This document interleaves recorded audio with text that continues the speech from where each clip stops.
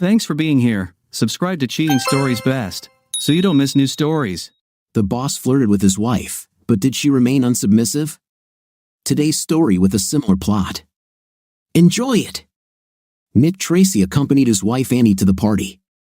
He didn't want to go there, and he didn't want her to go, but she insisted. The party took place at the estate of the famous football midfielder Mike White. White is 34 years old and retired after leading his team to the Super Bowl last year. He was large, blonde, and rich, having made his fortune by wisely investing money from sponsors, under Annie's company, and more recently, under Annie herself. Annie is a financial expert and works for Bragg Incorporated, a company that works with many athletes and celebrities. Annie, who is 30, is a stunning blonde beauty, and Nick considered himself lucky to have won her over and married her in college 8 years ago. Their son Travis is 7 years old and looks just like his father. Nick is almost 6 feet tall and has a medium build. He looks good-natured, but that's not true. He wasn't always this big. As a child, he was always the smallest and poorest child. His father, Greg, was a sergeant in the Army and served at the same base throughout Nick's life. Nick was an only child, and his mother, Nora, was a housewife. She was a second-generation Vietnamese, which slightly aggravated Nick's problems with his neighbors. Nora was an excellent mother, but sitting at home, she could not protect Nick from the big boys. For a while, Nick's only defense was running. He was good at it, but when he was 7, he lost the race. He returned home beaten. His father talked to him about it and then sent Nick to a family friend, Jojo Nolan, at Jojo's dojo. Nick learned to fight there. Jojo did not call it the euphemistic word self-defense, but simply a fight. Nick turned out to be a born fighter, almost endless resentment and even hatred seethed within him. Jojo's job was to channel these traits and keep them from popping up at the wrong time. In terms of technique, Nick was strong and fast, although small. He went to Jojo's dojo 4 days a week, including Sunday. This was his church, and wrestling was his religion. Greg and Nora were a little hesitant about whether Nick should attend the dojo, but in addition to being fast and strong, Nick was also smart. He never got less than an A in any subject. He honestly told his parents that much of his work in the dojo involved controlling his emotions. This is exactly what Jojo told Greg, without mentioning that controlling emotions allows you to fight much more effectively. An emotional blow will most likely be sweeping and careless, but to cause maximum damage, it must be precise. The same goes for a kick or head strike. One day when he was 9, in an alley near school, Nick kicked the 5th place of a bigger, older kid, literally kicked it, but he was able to contain his rage. The child was hurt, but nothing serious, and after that, Nick was no longer a target. It's amazing how rumors spread around school. At 16, Nick gained height, and at 17, he gained strength. This process made him slightly less dexterous, but Jojo was able to handle it. At 18, out of high school, Nick was deadly. Thanks to excellent grades, Nick entered the local university at public expense. He studied mathematics and computers and majored in business. It was in business classes during his junior and senior years that he met and became attracted to Annie. They liked each other immediately, at first due to their obvious intelligence and common interests, but soon an intimate relationship arose between them. They were completely compatible. Annie is an adventurer and explorer, and so is Nick. They were always looking for ways to make life interesting, but none of these ways involved anyone else. Well, not really. Sometimes Nick wanted Annie to be actress Jamie Lee Curtis, his favorite fantasy from the film Blue Steel. Sometimes he could be Annie's flavor of the month, but they both made it clear that fantasy is all there is to it. When they agreed to get married, they wrote it down and signed it. This was not a marriage contract, but a solemn promise. After graduating from school, Annie immediately began to earn a lot. She was as smart as Nick, well, almost as smart. Her career at Bragg was only slightly delayed by the birth of Travis. Nick worked at a local company doing computer programming. He could work from home. So, after 2 months, Nick became Travis's primary caregiver. Nick also observed Annie's work. He was interested in her. Having received a good bonus for the program he wrote, he invested it in a startup found on Annie's list of promising projects. The magnetism startup was actually making money, 3 guys offered to gather dating information to bring singles together, and also other people. It was a promise, and it worked out well. Nick made a lot of money from the startup's initial public offering and then retired. It seemed to him that the time to exploit the idea was running out and others would soon copy it. He told Annie about this. She thought about it and asked her clients to also leave the game. The exit of her clients marked the beginning of magnetism's downfall. Nick made a short sale, perhaps illegal, perhaps not. Now, Nick had a large amount of money to invest. He didn't tell Annie about all this. 5 years have passed since their marriage, and lately, Nick has been alarmed by her behavior. She spent less time with the family, so he kept quiet about his business successes. He registered a company, received a salary from it, and quit his job to start his own business programming for various government agencies. The job was restricted, and he had to get clearance. He got it and access to information about himself. In the clearance, the section on Annie was revealing. She was a major player in her company and earned much more than Nick had expected. Nick checked where the money was and discovered that it was in an investment account at her company. Not illegal, everything is in the public domain, but Annie didn't mention it at home. She contributed to a joint account, and they filed taxes separately, but although Annie was a financial expert, she paid little attention to her computer. She just wasn't interested in technology other than as an investment. Therefore, her life was an open book for Nick. He avoided delving too deeply into her affairs on work matters, but having discovered the investment account, he thoroughly searched her laptop and a new mobile phone. There were plans for her work. Nick's observation of Annie's technique did not raise any suspicions that she was walking, and that was precisely what Nick was interested in instead. She seemed engrossed in her work and the celebrities she and her company represented. The two of them went to parties thrown by actors, basketball players, baseball players, singers, and just rich people. These parties happened about 5 or 6 times a year, and Nick usually enjoyed it, even if Annie forgot about it once she got to the venue. But she always went home with him and never disappeared long enough to arouse suspicion. Their life was almost as great as ever, almost. Sometimes Nick felt like she was somewhere else. He felt this way maybe once a month. This was one of the reasons he decided to check on her more often, but in the end, he decided that she was absent solely for work. Everything went as usual until she got Mike White as a client. White was married to actress Jill Slayton. She was a beauty, and they had 2 daughters, 6 and 8 years old. Annie's predecessor was Jake Blake. He was a rake and got into trouble by having the Whites' clients and making a determined attempt to seduce Jill Slayton.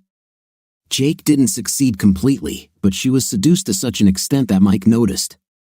So, Jake went elsewhere, and Annie got his job. Part of the reason she got it was because she was a woman, and Mike asked for it.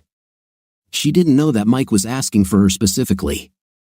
When Annie got White as a client, she began to spend even more time at work. She also went with Mike White and Jill to lunch. Jill knew that Mike had specifically asked that Annie handle his investments, so I went to lunch with them just to see what was what. Surprisingly, she wasn't completely against Mike having with Annie.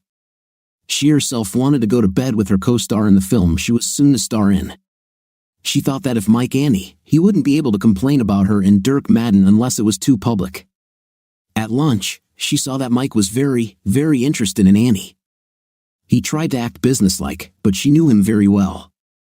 Annie didn't know Jill, even wondered if Annie would give in to Mike. She studied Annie and knew that she was married and had a child, but her husband was not a wanderer and stayed at home taking care of his son. He looked average, and she thought Mike would be successful. She didn't care about Annie's marriage or her family. If Annie screws up, it will be on her. Jill and Mike were married for almost 10 years. In the first years, while on the road, he walked around a bit. It never bothered her too much, she did this herself. But in the last 6 years, ever since they both found out about each other's sins, they promised to save their marriage, and they both succeeded. But now, Mike lusted after his financial advisor. Of course, she was a beauty, but still.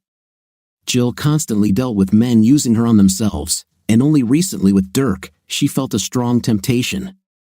She decided that a little activity on the side would not ruin their marriage. He loves his children, and so does she. They will both forgive each other, Maybe they will even be able to come to an agreement in a different way. Mike was one of the best Jill had ever had.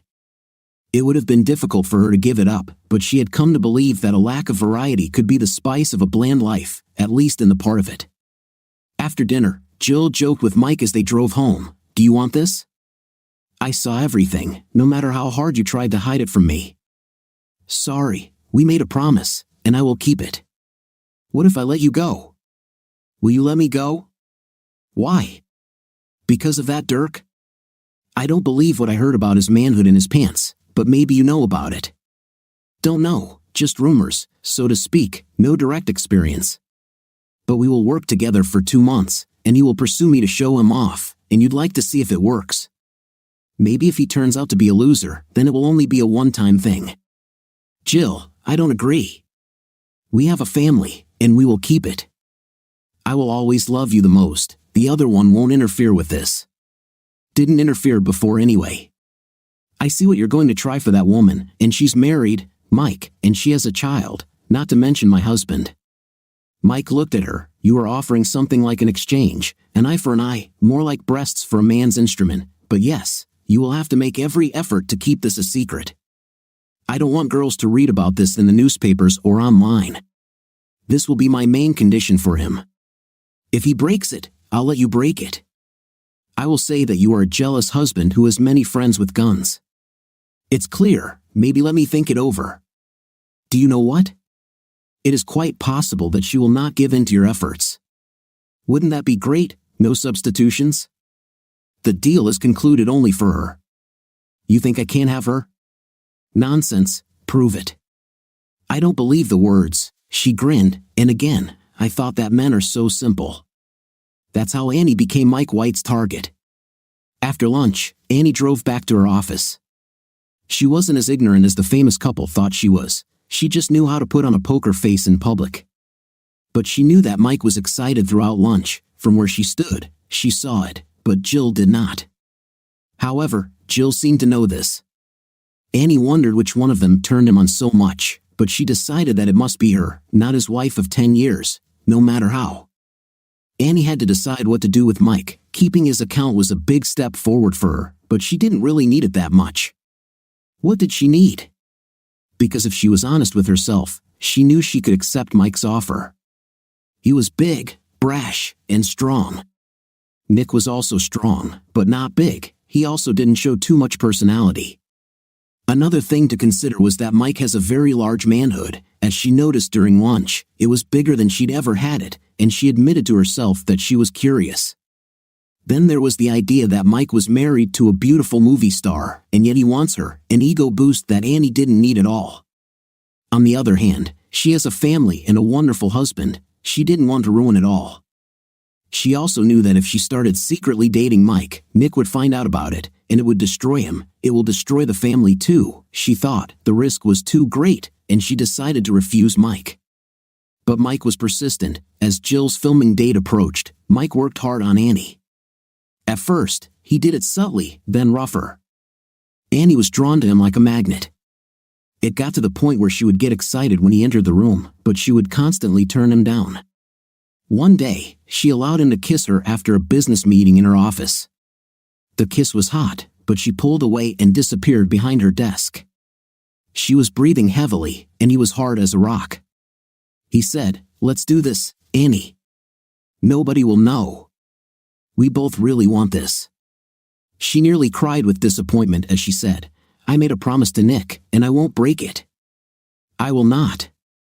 Mike accepted it. He turned and left her office. Although he was just as upset as she was, he returned home and took it all out on Jill.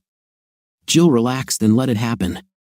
Everything was amazing for her. She liked it when Mike took her like a savage, even though he was a savage under a thin layer of plaster, perfect for her. When it was all over, they were lying on the bed exhausted, as if they had survived a hurricane. Jill said, "I believe your financial advisor is keeping you on your toes, to my advantage. I'm rooting for her, not you, but if she starts to upset you anymore, I might have to run away." She was making fun of him, and he knew it. "I'll drive her away. She's just too devoted to her husband. If you think about it, it's admirable. Why not leave her alone? If you succeed, she will be a complete fifth place, and not just because of you. I can't leave it like this while you have with a stallion. I bet he's nothing special, but that won't stop you, right? I told you, if he's not too good, I'll only do it once. I may have to kill him, Jill. I can get so upset with Annie. Then wait until filming is over. We don't want to spoil the film, but his mysterious death right before its release will boost the box office. They giggled. Mike thought it over. He was pretty sure Annie wanted him as much as he wanted her. When they kissed, he felt her passion, and she felt his. She gasped when this happened. But he had no intention of forcing her. Jill was already getting ready to film when Mike had an idea and talked to Annie about it. Annie, I can't tell you how much I respect your dedication to your marriage because I know how much you want me. But I have an idea. Annie immediately became wary. Which is? I want to throw a party in Black Rock. There will be a lot of fun people there. Remember when you said that your man's secret fantasy is Jamie Lee Curtis? So what now? She is not at all the same as she was in the film. He likes. Mike showed her a photo of the woman who played the second female role in the film Jill, the role of the temptress. Lord, she looks just like that. Who is this? This is Samantha Jordan. She's filming Jill's new movie and might be at the party. And what? Why is this? I can arrange for her to hit on Nick while dressed appropriately. She's 24, and Jill says she's ready for adventure. And then what will we do? Jill will have her co-star, Dirk. Later, when everyone has left, she would take him upstairs. Samantha will take Nick upstairs. We will stay with you. You want me to have with you, and he would have with a starlet. Good idea, Jill. She'll be out with that idiot Dirk. Well, we can move on while she's gone, or it could just be the weekend, everything is nice and cozy orgy. But Nick will refuse, and then he will understand that I set him up. He's not a very nice person when he's angry. Can he really hurt you? No, not for me, Mike. Don't worry about it. No fights. It's much smaller. I may also have security. Actually, at these parties, I always have security. He goes to some dojo, you know. Mike just smiled. The conversation took place during lunch at a restaurant, and they were sitting in a dark booth. Mike was next to her. He pulled her towards him and kissed her. As she turned around, placing her hand on his hard manhood, she did not remove it and kissed him in response. He thought he could take her right here, but it was too risky. She weakly pushed him away and whispered, "Oh my God, Mike." "Oh, damn. God." She pressed the button to call the waiter, and he immediately appeared, looked at them, but said nothing. Mike paid the bill, and they left. Annie returned from lunch in her car. The Black Rock party was scheduled to take place on Friday afternoon. Musical groups, many celebrities, mostly from films, possibly several ball players, and perhaps wives, or maybe not. Annie was worried about how to invite Nick to the party and how to get him to make the trade. She knew him, and he didn't seem flexible, at least as far as other partners are concerned. That's why they signed that promise. In addition, he is smart and will immediately understand what is happening. But if she tells him in advance, he will never go. That night over dinner, chicken roast, Nick's signature dish, Annie told him about the party. Nick, Mike, and Jill are having a party before she leaves for filming. There will be many celebrities there. We're invited on Friday this week. Nick looked at her. He knew about her attempts to confront Mike. At some point, he himself was going to confront Mike but decided to see what would happen. He must trust his wife. Mike isn't the only handsome guy around here, but Nick knew Mike might have made some progress. He had information from a source at her work. He also knew that she had turned Mike down more than once. "I wanted to talk to you about Mike White. It seems to me that you are too close. He's after you, and from what I hear, he's close to getting you. It would be a disaster for you. I didn't do anything with him. He approaches me, and I say no. Well, maybe, but not a categorical no, right? And she never told me about it, Nick. I want to go to the party, and I want you to be there too. I'm not going to change what I think. is that you should leave him as a client, like the previous guy, only in reverse. Now he has desires. Maybe you should take a gay guy. You have 2 of them in your company.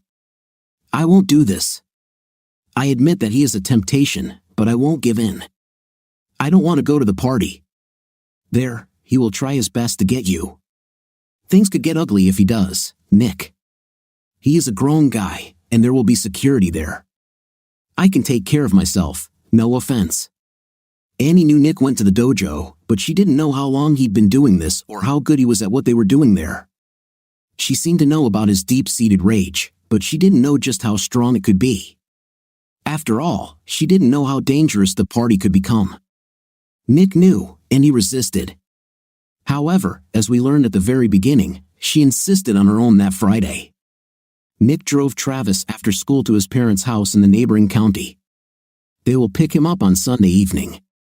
The real reason Nick agreed to go to the party was that he wanted to settle the issue with Mike once and for all. He was tired of living in tension, and he was angry about it. Black Rock was Mike and Jill's 102-hectare country estate. It gets its name from the large dark rock that juts out from the center of the lake on the estate. There was a large central mansion, a swimming pool, a tennis court, and a large ballroom built at the rear of the house. The party was scheduled to start at 7 o'clock, buffet and open bar, as Nick was told. The clothes are casual. Annie came downstairs. She looked like a movie star. Her navy blue dress looked casual in the same way a habanero pepper might seem innocuous, but both Annie and the pepper were the hottest things in the world. This did not reassure Nick. He was wearing slacks, a black and white silk shirt over trousers, and loafers. His shoes, while attractive, were functional. Seeing Annie, he said, "Well, everything is clear. We'll stay home and have. This is exactly what the dress is for." Annie blushed. "Do you think I look good?" Nick didn't smile as he said, "You look amazing, as you know very well. I'm just wondering who you dressed up for." "For you, baby. Only for you." "Then can we stay and have fun here?" "No, the main thing is to look good for all the movie stars and celebrities. You look great too." Nick looked at her for a long time. He didn't believe her, but he smiled and walked over to the stereo. He had a song ready, Phil Collins in the Air Tonight. He pressed the play button. It was a song he often used to practice fighting. It had everything for his anger: rhythm, harmony, drum guiding blows. When the time came, the music started playing, and he pulled Annie into his arms. She was amazed. Sometimes she heard him humming this song as if in a trance, but now he danced her around and then led her out the door. When it closed, energized by the drumming, he jumped into the air and kicked the branch of a tulip poplar tree in their yard. The whole way there was a song playing in his head. He was ready if necessary.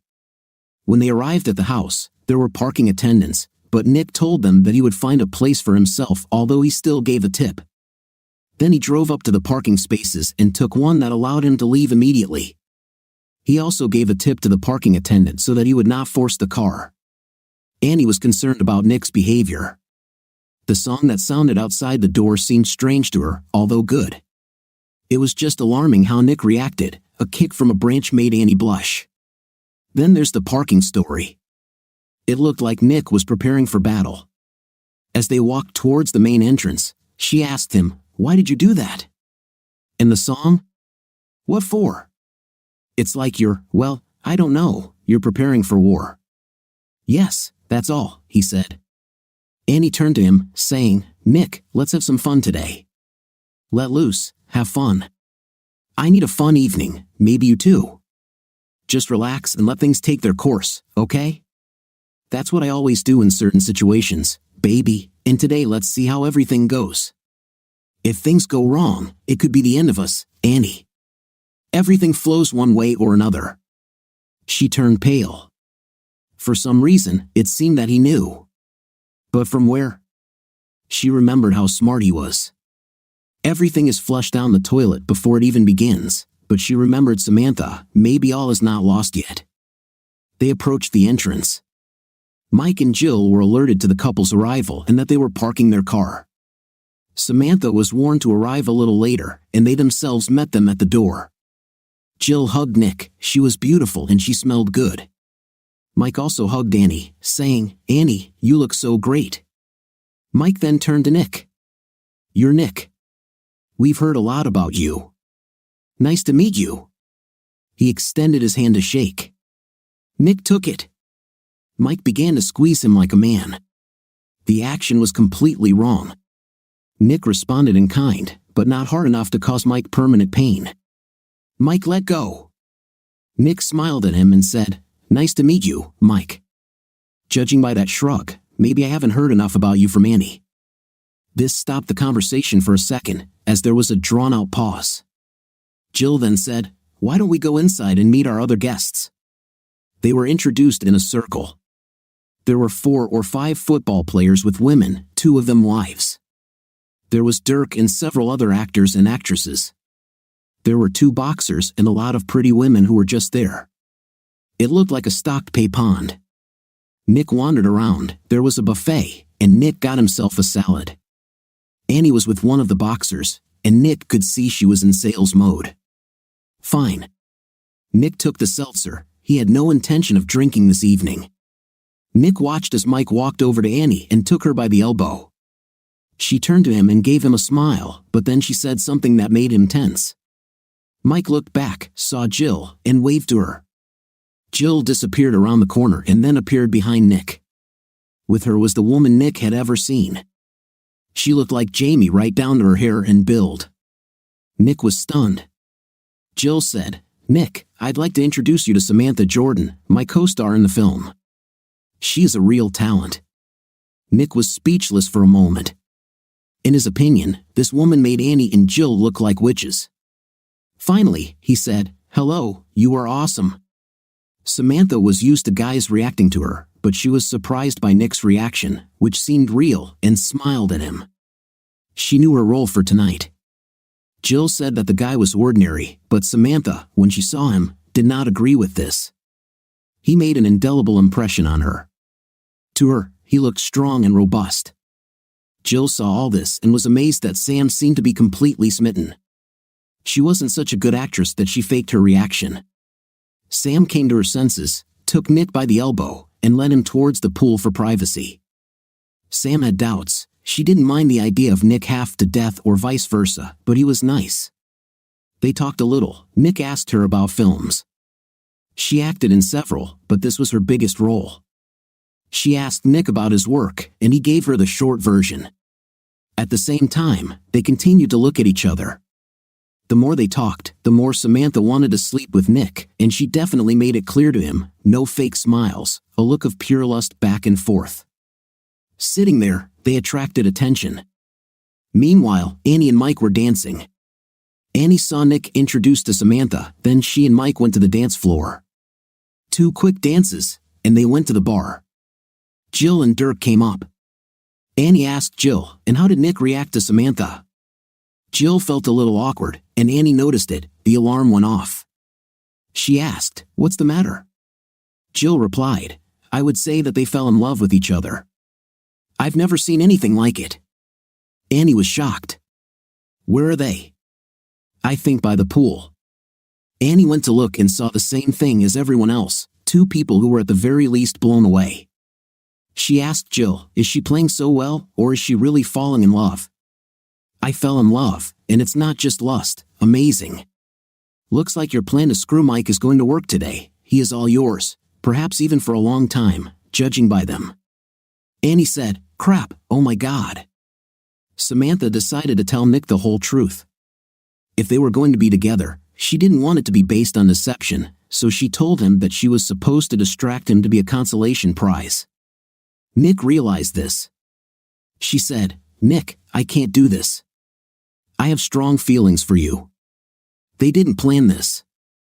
So please call me if you feel the same way I do. Maybe we can do something about it." "Well, you know, depending on what happens here." Nick said, "I'll call you, Sam. Anyway, you are the woman of my dreams. I fell in love with you." Sam quickly kissed Nick and walked towards the parking lot. All the way, he looked after her. Her fifth place had a good rhythm, the same as his fight song. He started hearing the song again and then got up to look for Annie. There was no way he was going to let her have today, except maybe with him. Nick found Annie dancing with Mike, a slow dance. The place for dancing had already been cleared, only Annie and Mike, Jill and Dirk, danced. A slow dance, Jill and Dirk kissed on the dance floor. Annie and Mike did this less obviously. Annie had her doubts, her husband, her love. She may have lost him, but she didn't believe it, not really. And Mike's big tool was driving her crazy, rubbing against her stomach. Her ambivalence evaporated, lust was winning the battle. She let Mike grab her fifth place and pull her towards his tool. He moved back and forth as if they had already had. Mike kissed her, sometimes tenderly, sometimes more insistent. Instantly, Annie is lost. At that moment, Nick emerged from around the corner. He moved to the rhythm of his song. 2 guards moved towards him. Nick ignored them. They were big guys, but he thought that they had only size and no ability to fight. Nick patted Mike on the shoulder. "I'm cutting in." Mike replied, "Go, Sam, today Annie is mine. I sent Sam away, she's gone, but Annie is free, and she's my wife." So off Mike walked away. He waved his hand to his guards. They came up. Nick looked at Annie and said, "You set me up, woman, and if you stay here, we're done for. There will be no turning back. I do not believe in this. You won't leave our family because of one night, the only night we bet, because I won't let you have with this guy, and if I have to kill him, I will do it." This made everyone freeze. Mike could see that Nick was deadly serious, but he couldn't understand how Nick could carry out his threat. He waved his hand towards the 2 guys. Annie froze when Nick spoke. Now she was afraid. There was no more arousal. She said, "I don't understand. Why wouldn't you agree to this? You really like Samantha. You could have a great time, and so would I." Nick replied, "I can't allow this. We made promises. I do mine, and you will do yours, whether you like it or not, at least this evening. If you feel like you need a new male instrument, we can divorce, but your little setup won't work here." Jill said, "Mike, leave it alone." "I won't have with Dirk, leave it, I won't. This guy is talking nonsense." Mike turned to Annie. "Do you want to leave with him?" Annie replied, "I have no choice. If I don't leave, something very bad will happen." Mike decided to get rid of the irritant and told the security guys, "Throw this guy out now." They moved towards him, 1 on each side, and they grabbed him by the hands. Nick watched Annie. She didn't move, she just looked. Then she stepped towards Mike. It took Nick less than 10 seconds to disarm the 2 guards. He stomped on one's foot, turned, and punched the other in the throat. Then he turned to the first one and also hit him in the throat. They fell like big trees. Nick heard his song. The rhythm sounded in his head loud and clear, composition on the air drum roll. Now nothing could stop him. Mike got burned. Mike felt fear like he had never felt before. Annie's soft-hearted husband was going to kill him, and in an instant, he realized that he could not defend himself. But he tried. He swung at Nick, who stepped aside and laughed. Nick swayed to the music. He hit Mike in the crotch and then hit him under the ear with the edge of his hand, and Mike fell. Everything happened very quickly. None of the women had time to react. They were stunned by the rapid disposal of the security guys and barely had time to move before Nick knocked the big Mikey down with a second blow. Nick obeyed the rhythm in his head, beating his rhythm. He raised his leg above Mike, but Annie realized that Nick was going to kill Mike, and she screamed, "No, Nick. No, Nick. He's not worth it." Nick heard her, not words but a primal cry of fear, and he hesitated. Mike fell but didn't pass out. He was a professional athlete, and an elite one at that. When Nick hesitated, Mike staggered to his feet and rushed to the pool, running for his life. He ran straight to the deep end of the pool and hit his head on the diving board. He didn't know how to swim. It didn't matter though, because he was unconscious. Jill followed him. When she saw Mikey in the pool, she screamed. He was already underwater. He couldn't swim at all. Nick and Annie were next to her. Nick saw Mike was drowning, took off his boots, dove into the water, and pulled Mike back to the surface. He dragged him to the side and pushed him out of the pool onto the concrete at the feet of the women. Mick climbed out of the pool in a flash. He turned Mike into the correct position and with a few thrusts squeezed the water out of his lungs. The water came out, and Mike started coughing. Mick turned to Jill, "Call 911. She turned and ran into the house. Mike panted, still coughing a little. Mick examined him, and when he was sure that Mike was out of danger, he left. Annie stared after him, feeling dead inside. Mick checked the condition of the two guards. They were alive and conscious. However, they needed medical attention. Mick was all wet, but he sat on the steps at the entrance and waited for the police and ambulance. Soon, 2 police cars and 2 ambulances arrived. Everyone was fussing around. Mick was waiting. He saw 2 security guys come out on their own, but they were put into an ambulance. Mike was soon carried out, but he was conscious and in no danger. However, he was taken away anyway. He waited. Jill came up to him and said, "I'll give you dry clothes, come with me." He followed her up the stairs. She pulled a t-shirt and a sweater from the closet in the master bedroom, both of which were too big for him. He moved towards the bathroom to change clothes, but Jill said, "Change your clothes right here, I want to see." She gave up. Nick took off his shirt. His shoes were left somewhere by the pool. He took off his socks, then he dropped his trousers. Only boxers remained, and they were still wet. He looked at Jill. She smiled at him, and he took them off. Despite everything, he had an erection. Jill looked at him carefully and threw him some sweatpants. He turned around so she could see everything, then he put on a t-shirt and sweater. Jill said, "You don't have a drop of fat, you're too good to be true. What's Annie's problem now?" He was already wearing pants. He said, "How should I know? Maybe we need a bigger man's instrument, maybe a famous athlete." But really, I think he just starved her out. He's a handsome guy, isn't he? Yes, that's for sure. You know, Nick, if you ever need reassurance, you can call me. Fine, I might need this. Of course. It could be Samantha. This girl is just a naughty girl. She will become a big star. She definitely brought out the stars in my eyes. She is the exactor for me. So maybe Annie overestimated her capabilities. But you have a child. The main reason I stayed with Mike was the children. Besides, he's handsome.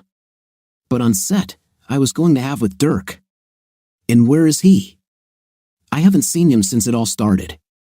Yes, big action hero, he ran away. By the time the guards hit the ground, he was already in flight. I changed my mind about having with him. I think Mike will change his mind about having with Annie.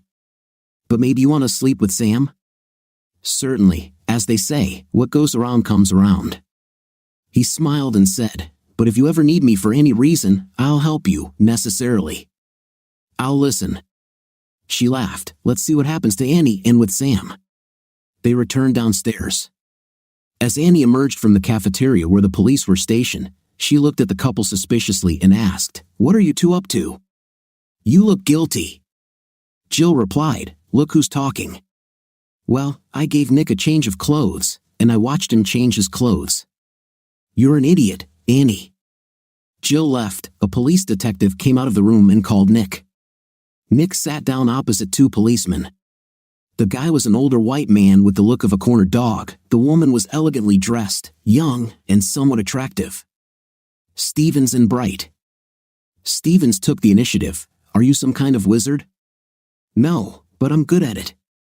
As a child, I was small, I had to study." "Tell me what happened." Nick went through all the events as he remembered them. 2 hours had passed since the rescue, but he remembered everything well. At the end, Bright asked, "Were you going to kill Mr. White?" "Hard to say. My wife screamed, and I went out of my rhythm. After that, I wouldn't do it." "So, you saved his life?" "I couldn't watch him drown. I was no longer in killing mode then. Besides, if he were dead now, I would have much bigger problems, you know? He hit me first." "Well, I tried." "That's what everyone says, but that was after you defeated the security guys." "Yes, everything was as I said." "Will you arrest me?" "No, the decision is up to the prosecutor, but the case will receive wide publicity." "So, we don't know." The new prosecutor is a liberal, so we have no idea what she'll do. So, I can go home? Yes. By the way, there are videos everywhere in this house. We are downloading it now. We will contact you if we have any further questions.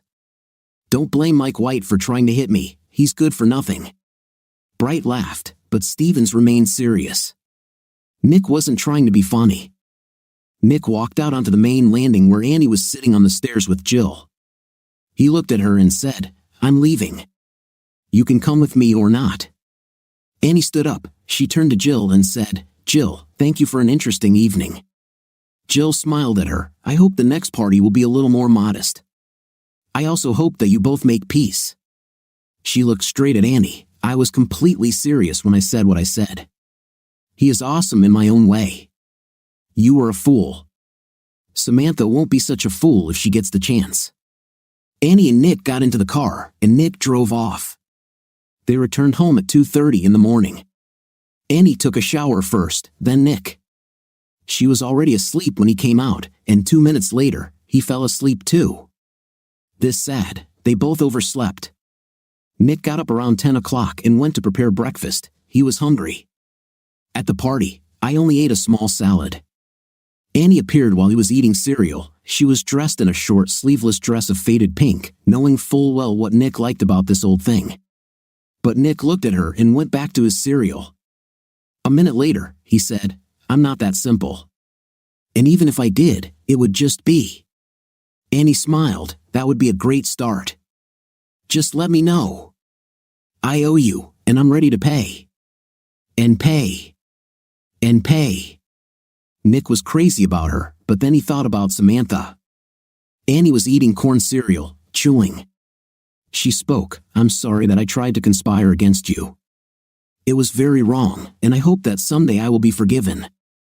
Until then, you can get whatever you want from me." She looked at him up and down. "In the last few hours, 2 movie stars and my very wife have proposed to me, and yet somehow, I managed to resist, which is more than you could have done if I had left you there with Mike. Mike, this is strength." "Well, that's what I thought, but you beat him like a drum. I knew you did this in the dojo, but God, Nick, I'm very good at a lot of things. Annie, maybe I just don't promote myself enough. I told you about my hobby, yes? I told you. Can I go to the dojo with you?" "For what?" She blushed, "Because it's so hot. You can beat up anyone, and I can't help it. When I imagined you beating up those guys, including Mike, I almost reached a no-contact climax. I'm a puppet in your hands." She stood up and took off her dress. There was nothing underneath. He looked her up and down. He saw how excited she was. He stood up, walked around the kitchen table, and pointed to the floor. She immediately knelt down, realizing what he wanted, and pulled out his manhood. The last one was not so easy because he was very hard. Then she said about it with a fervor she had not shown for a long time. He was impressed. He picked her up and carried her to the living room sofa, bending her over the back. She knew what to do. She squirmed in front of him. He spread her and plunged inside, rubbing the sensitive part of her private part against the back of the sofa with its rough upholstery. She reached the finish line and exploded like a TNT bomb. He continued to work on her, and she continued to pulsate, rising to the heights of climax. Then he came to the finish line, erupting like a volcano again and again. Nick knew she wasn't faking her new attraction to him. Not to say that she had been as cold as a fish before, but to be honest, there had been a little stagnant until that evening in Black Rock. Now she was so hot for him and very, very hot for herself. Nick's thoughts raced between movie stars. He wanted Samantha badly. She may have become a threat to his marriage, but he also wanted Jill. He saw her when she looked at him, and he could have her. She saw how easily he handled her big, strong husband, and it turned her on just as Annie was aroused. He thought that he could have many women, just at what cost? Beating up their men? No, he couldn't do that. At least not often. He needed to think things through. Of course, not all women wanted a guy to beat up their man and them. Of course, that wouldn't be civilized. Annie caressed his manhood and then grinned, saying, "Oh, we'll have so much fun. They spent most of Saturday in the grip of all-consuming lust. We had in every way we could think of. By 10 o'clock at night, Nick was exhausted and couldn't do it anymore. Annie cheered, saying, "I won the competition." "You were a good competitor, but the woman has the advantage." She didn't say, but she thought, "Let's get the next one." He was still giggling as he fell asleep, but if he had heard her thoughts, he would not have been so complacent. Sunday started off modestly. Annie made pancakes, and they used good maple syrup. Then Annie took the last pancake, covered in syrup, lifted her skirt, and rubbed the pancake all over her crotch, and then stuffed it into herself.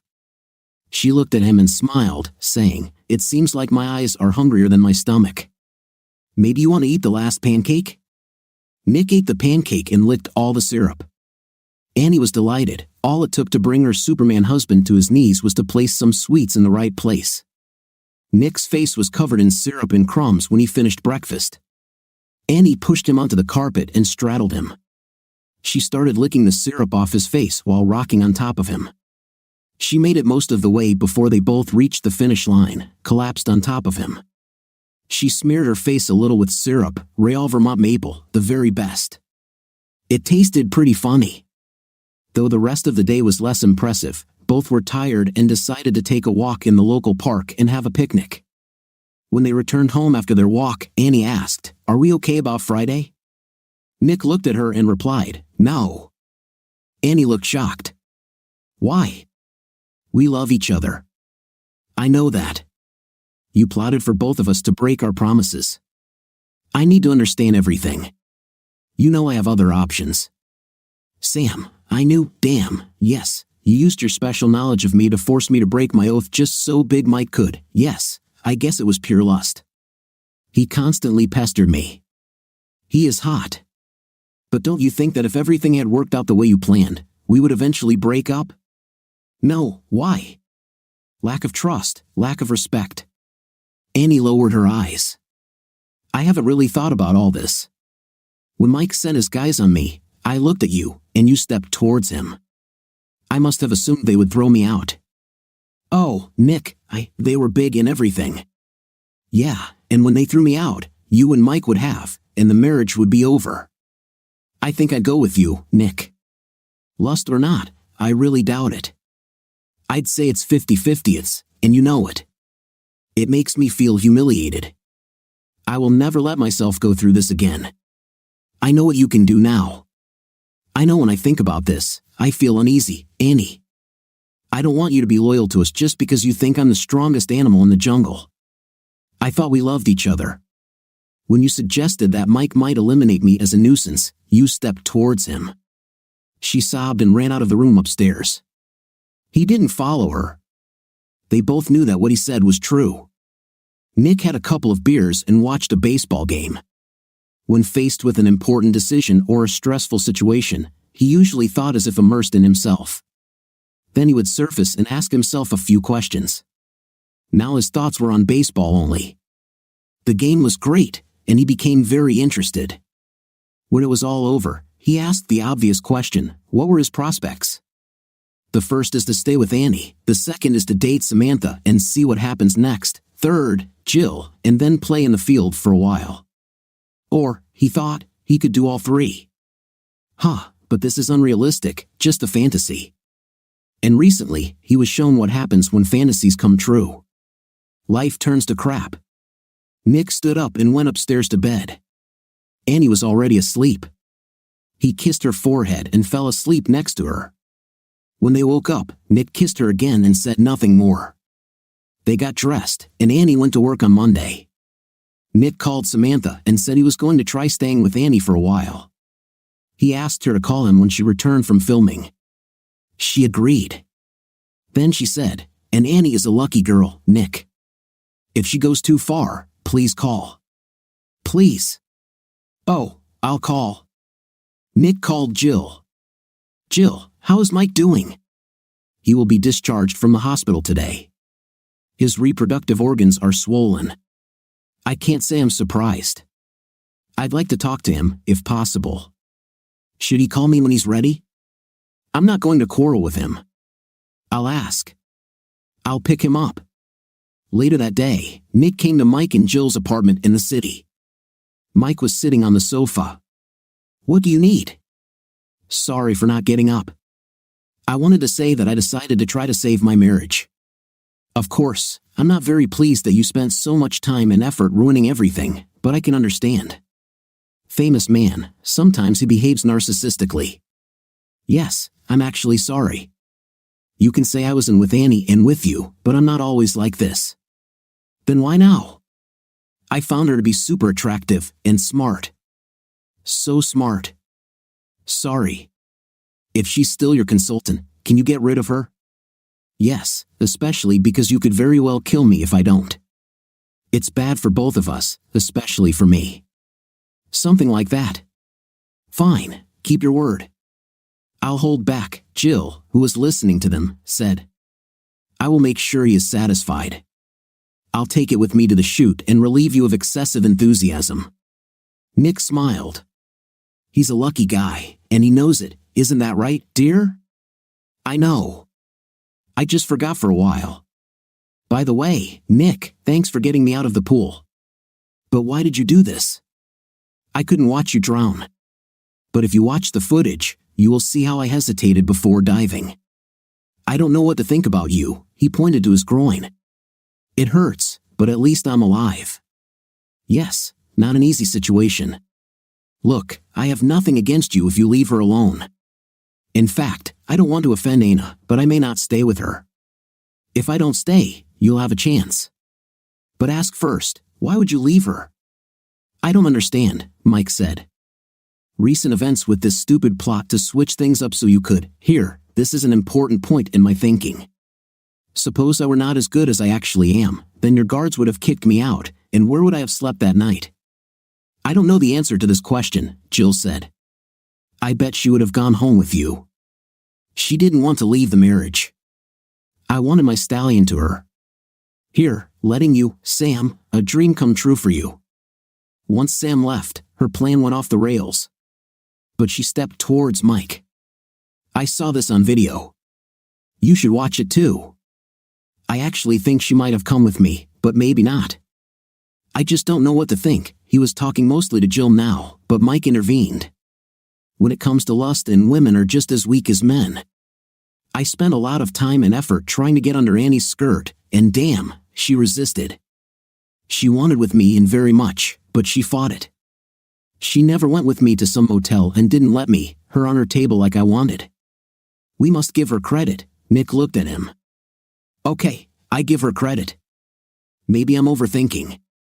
For a long time, we were fine, but damn, it was so bad," Jill said. "Give her time. By the way, Sam asked about you." "Well, you know. What's wrong with you?" I told her what happened there, though she was there, ready to climax over the phone. "It's about Annie's chances. What's the matter with women? Is it like during the caveman, beat up your husband, get your wife? This is so crazy, darling. I think it's programmed in the genes. As soon as a woman finds out that you are the arbiter of destinies, she wants you. This happens to Annie too, right?"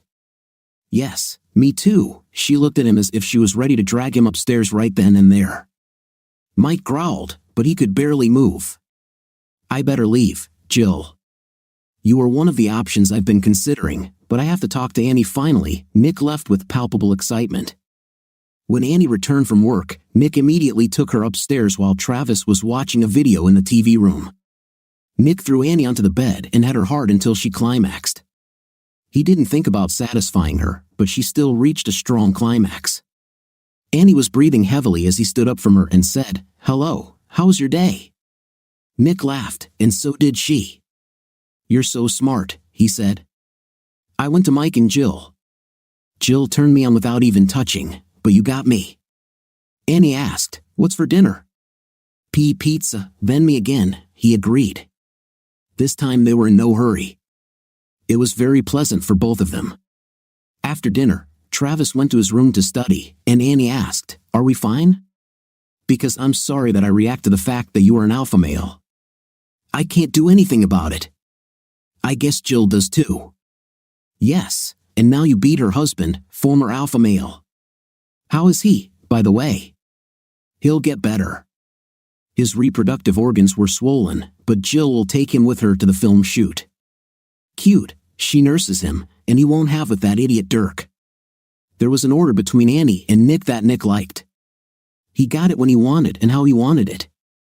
But in some strange way, he was tired of it. She was so submissive. 6 weeks later, Jill and Mike returned and invited Annie and Nick to Black Rock, another party with the cast and crew of the film. Nick was ambivalent, Annie too, but they decided to go. It was a movie party, no athletes except Mike. Annie was driving, and she asked the valet to park the car. Jill met them at the door, and Samantha came right behind them with a dark-haired, brown-eyed handsome man. Jill said, "Welcome, Sam. You know Annie and Nick, guys." "Sam, this is Vince Capp, he is also starring in the film." Vince said, "Well, unless they cut me out during editing." Sam assured, "They won't cut it out, big boy. Women need to be attracted too." They all went inside. Nick found himself jealous of Vince and Sam. Mike met them at the buffet. He and Nick shook hands. This time there was no male competition. Mike gave Annie a rather chaste hug. Annie and Nick began to circulate in the crowd. This crowd consisted of the film's crew, including director Hector Salas and financier Blake Davis. The two were busy with themselves. Nick was not at all eager to approach them. And just like that, Hector began to pursue Annie. He told her that she should pass the casting, and then she could star in the film. Annie laughed. Hector hugged Annie, but she soon pushed him away. He was a big guy with big hands and a big nose, not very pleasant to look at, impudent. Nick knew Annie wouldn't have any problems with him. The party continued for some time. Nick drank beer and ate kebab. Annie was talking to Vince by the pool. She seemed to attract attention from all sides. Samantha and Jill approached Nick, who was watching Annie. Sam asked, "Are you worried?" "No, I believe we have reached a new agreement. How are things going with you and Vince?" Jill replied, "He's a man," and she was all alone. Nick looked at Sam. She nodded, "That's pretty much how it was. He's a rake. He'll try to hit on Annie. In fact, this is exactly what he's doing now." Nick said, "Well, she is independent. If she screws up, we're screwed, but I believe that we will be okay." Sam said, "I can't say I'm glad to hear this." Jill chimed in, "Me too." Nick laughed. Two super movie stars. Crap. They separated. Nick walked over to where Annie was still talking to Vince. It seemed to Nick that Vince was slightly wedging himself into her space. He took her hand and asked, "So, Vince, what's it like to make a movie?" Vince replied, "I was just telling Annie that this is very hard work, not at all romantic." "Well, there is Sam," Vince smiled. "We must admit that this is so." Nick led Annie aside, where Mike stood alone. He didn't mix well with the movie people except for the two stuntmen. Annie asked, "How was it on the set?" "You went, right?"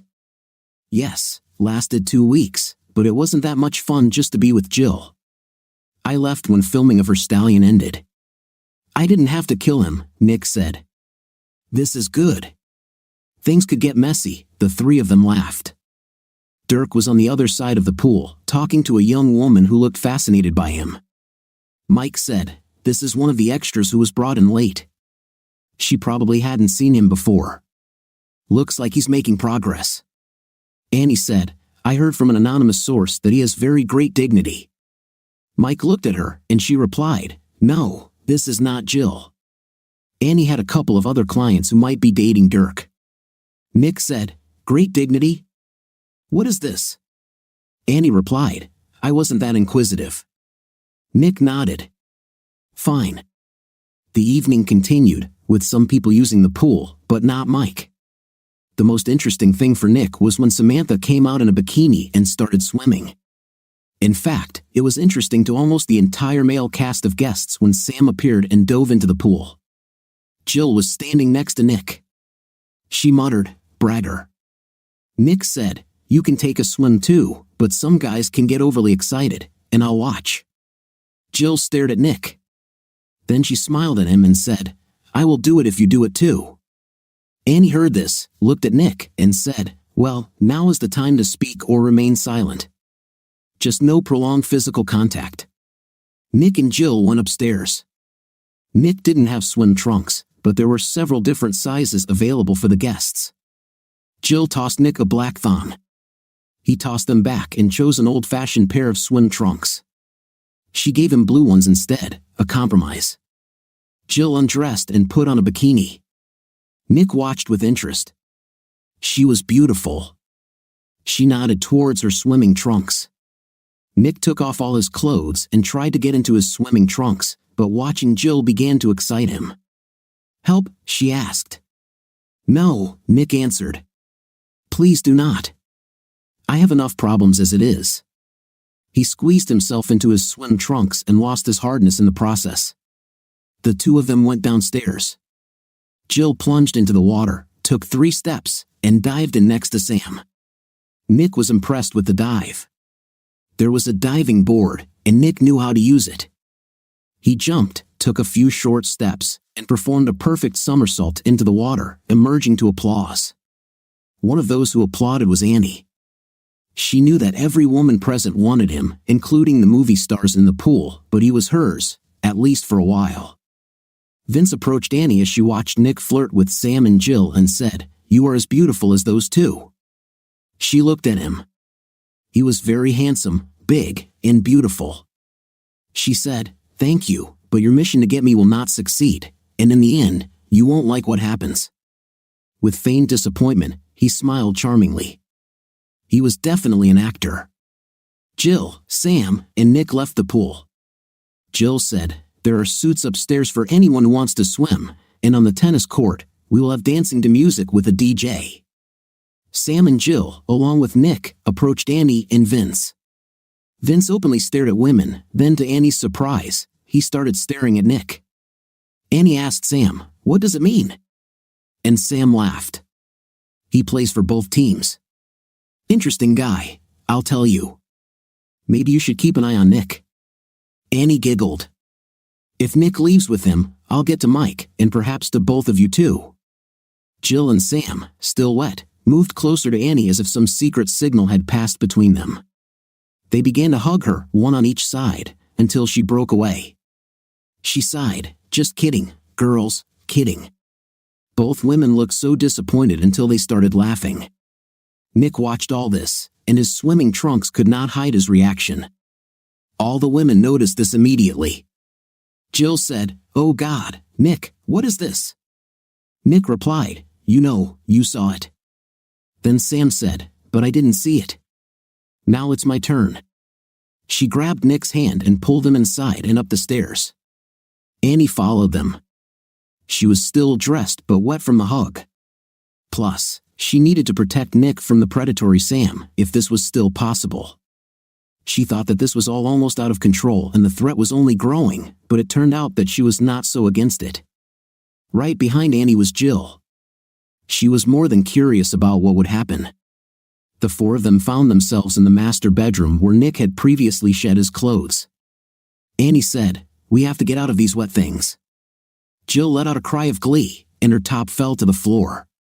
Before she had even pulled her bottom off, Sam was all ready. Annie took longer as she was wearing a dress and panties, but not much longer. Nick became a victim of overload. He stood there, stunned by the way the women looked at each other. He understood that almost anything could happen, but he did not know what he wanted. Strictly speaking, this was a lie. He understood perfectly well that he wanted all three of them, and first of all Sam. But this did not fit in with his position on morality and marriage. But this position had already changed a lot, despite all the prohibitions. Jill came up behind him, knelt down, and pulled his trunks down, his tool popping out. She reached out and brushed his hands. Sam moved closer to Annie, pulled her close, and kissed her. Annie answered, but then Jill came out from behind Nick. She said, "No more promiscuity. The party continues, and I am the hostess, and I won't let you three have without me." She tossed Sam and Annie dresses for the pool, short. "I put one of them on myself." Nick was still, and the women were looking at him. Annie asked, "How do we dress him?" Jill replied, "Why should we let him wear clothes?" Sam said, "Because we want it for ourselves. If it comes to that, we have to cut off Vince and those young girls." Annie said, "I didn't agree to anything." She tossed Nick his usual swimming trunks and a t-shirt. Both others groaned. They all went down to the tennis court where the dancing was taking place. Mike walked up to Nick and said, "Have you already all three?" "No, although, Lord, we changed clothes right there in your bedroom." "Sorry, but there was nothing special." Jill stopped everything. "Mike, I couldn't stop myself. I guess I'm weak." Mike said, "I am ready to exchange with you for tonight." Nick looked at him. "No, that sounds interesting, but no. Jill is a real tigress. I just cannot. Oh, my mother raised me wrong." Mike laughed and then said, "Well, at least I'll dance with her." Sam too. Mike walked up to Annie and took her to the floor to dance the jitterbug. Annie looked at Nick, who waved at her. The crowd thinned out. Jill danced with Vic. Samantha walked up to Nick and simply led him onto the dance floor as the DJ switched to slow music. Nick pulled her close. Sam whispered in his ear, "I think the time has come for us. Mike has Annie, he will turn her on, and Jill will try Vic." This was the ultimate test of his toughness, moral fortitude too. He passed one test but failed the other. The whole party looked like a bunch of teenagers playing spin the bottle. The slow music ended, and Nick and Sam started dancing to the medium-fast music. Sam danced really well. She slid around Nick. Nick slid over her body and began to harden again. She answered him the same. They disappeared into each other. Meanwhile, Mike, as predicted, turned Annie on. At first, he held back, remembering the last party, but Annie got excited, and Nick waved her through, allowing her to go to the floor with Mike. Jill and Vic weren't so excited. Jill was more interested in the other two couples. Vic was fine, but Jill was interested in Sam and Nick. It was like a depraved morality game. She knew that if Nick left with Sam, Annie would go upstairs with Mike, but I didn't know what would happen, and she didn't know what she would do if they split into pairs. She thought she would join Mike with Annie first, maybe then to Sam and Nick. Vic remained out of work. Then, at the prearranged time, DJ Mick took a break. It was unpleasant for him to do this because he was interested in the events on the dance floor, but union rules and all that. "I'll be back in 10 minutes, he said quietly and went to get a beer. Trade union rules. There were only 6 of them left, plus the staff. Everyone approached the table between the pool and the dance floor. There were a few sidelong glances, no chatter, lots of tension. Jill said, "I was wondering which of you I would join first." This statement was like a bomb dropped on the table. Annie held Mike's hand. Nick and Sam were sitting on the love seat with her legs resting on his lap. Jill was sitting on Vic, but it was as if he was just her chair. He felt left out exactly. Annie looked at Nick, and she saw that Sam would take him if she wanted.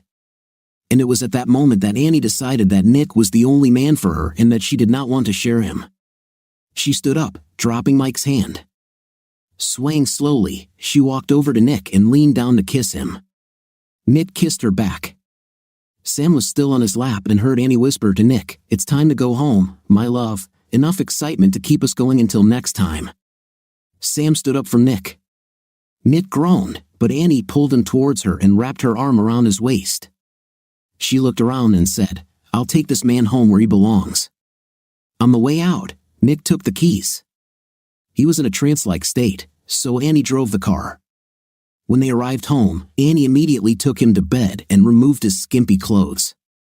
She covered him with her body and took possession of him. They made love slowly and sensually. Nick didn't think about Sam, he was only here with his wife. Everyone admits weakness sometimes, and at that moment, we rely on others to make sure everything is okay. And we're lucky if we have someone who can do it. What do you think of our story today? I thought the story was quite interesting, long and with plot twists. What is your opinion about the story? Write in the comments. See you in the comments.